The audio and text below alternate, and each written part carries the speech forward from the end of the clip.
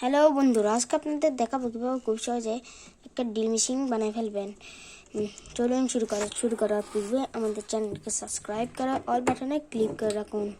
তার জন্য লাগবে একটি মোটর, গ্লু গান, সুইচ, একটা বক্স, একটা ব্যাটারি আর একটা প্যারাক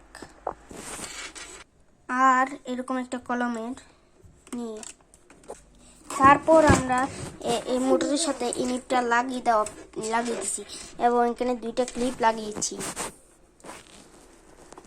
এখন আমরা এটার সাথে সুইচ যুক্ত করব।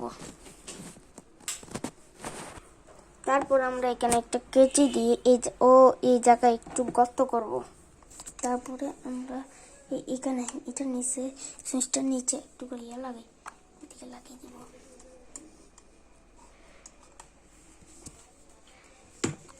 তারপর একটু ব্যাটারি নিচে একটু করে গ্লু গান লাগিয়ে এখানে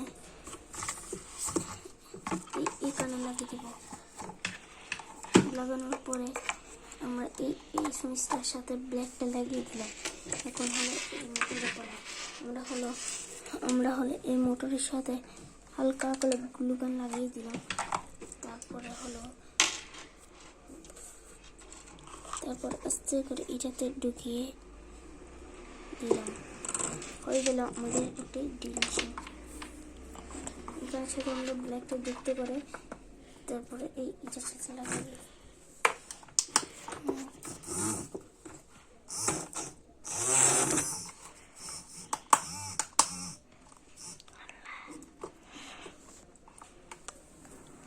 এভাবেই আমরা খুব সহজে একটা ড্রিল মেশিন বানিয়ে ফেলতে পারবো।